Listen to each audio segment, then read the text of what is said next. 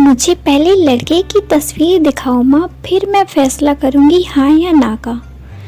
माँ ने रीता की तरफ देखा। अच्छा, हम तुम्हारे लिए क्या कोई अच्छा लड़का नहीं देखेंगे? रीता गुस्से से बोली, माँ बस लड़का देखना है मुझे, उसकी तस्वीर मंगवा ले या लड़के को यही बुला लो। माँ ने डांटा, पागल है, शर्म नहीं आती, चल दफा हो जाओ अपने कमरे में। बाबा भी आ गए। क्यों डांट रही हो मेरी बच्ची को? रीता बाबा के पास गई और जाकर कहने लगी, बाबा मुझे लड़के को देखना है। बाबा ने मुस्कुराकर कहा, हाँ बेटी, तुम्हारी मर्जी से ही करेंगे शादी। कल मैं उसकी तस्वीर मंगवा लूँगा। लड़के का अपना होटल है, पढ़ा लिखा है, लेकिन रीता को तो लड़का देखना था। लड़का तो प्यारा है। रीता ने हाँ कर दी। 10 दिनों में ही रीता की शादी हो गई। रीता और सुशील की अरेंज मैरिज थी। ना कभी मुलाकात हुई, ना कभी कोई बात। ये ऐसा पवित्र रिश्ता होता है, 2 अजनबी एक जान हो जाते हैं, जो कभी जिंदगी में मिले भी ना हो, 2 पल भर में एक दूसरे की जान बन जाते हैं। वक्त गुजरने लगा। रीता के भाई की शादी थी। रीता 4 महीने की प्रेग्नेंट भी थी। रीता ने सुशील से कहा, मुझे भाई की शादी में जाना है। सुशील ने रीता के पास बैठकर बोला, रीता, डॉक्टर ने आपको लंबी यात्रा करने से मना किया है, तुम नहीं जाओगी। रीता नहीं मानती और बोलती है कि जाऊंगी। सुशील रीता को समझाने लगा, रीता क्यों बेकार की जिद करती हो? डॉक्टर ने यात्रा करने से मना किया है तो मैं नहीं जाने दे सकता है।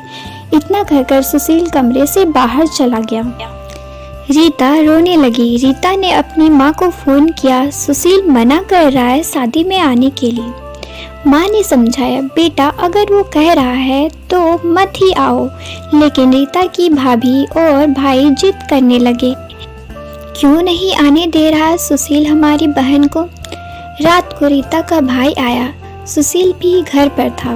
कहने लगे कि मेहंदी है, 3 दिन की बात है, रीता को लेने आए हैं। सुशील रीता की तरफ देखता है। रीता, मैंने क्या कहा था तुमसे? रीता ने नज़रें झुका ली। सुशील को गुस्सा तो बहुत था, लेकिन सब्र कर लिया। सुशील ने रीता को ख्याल रखने बोला और उसे जाने दिया। बारात वाले दिन जब भाई की बारात लड़की वालों के घर पहुंची तो बारिश हो रही थी। गली में काफ़ी कीचड़ था। रीता का पाँव फिसला, गिर गई। गिरते ही उसके पेट में दर्द होने लगा। रीता जोर से रोने लगी। सुशील घबरा गया। वो जल्दी से अस्पताल लेकर गया। डॉक्टर रीता को इमरजेंसी वार्ड में ले गए थे। सुशील बहुत परेशान था। दिल की धड़कनें बेकाबू थी। जुबान पर ईश्वर का जाप था। बाकी सब लोग शादी की खुशियों में मग्न थे। कुछ देर बाद डॉक्टर कमरे से बाहर आए। उन्होंने सॉरी कहते हुए बताया, आपका बच्चा मर चुका है। सुशील बेजान सा होकर कुर्सी पर बैठ गया है। रीता रो रही थी। सुशील को देखकर मुंह मोड़ लिया। सुशील पास बैठ गया, सर पर हाथ फेरने लगा। अच्छा चल, चुप कर, रोना बंद कर, बस ऊपर वाले की मर्जी थी। रीता फूट फूट कर रोने लगी। अब रीता को अपनी गलती पर पछतावा था और वह समझ गई थी कि सुशील हमेशा उसका भला चाहता है।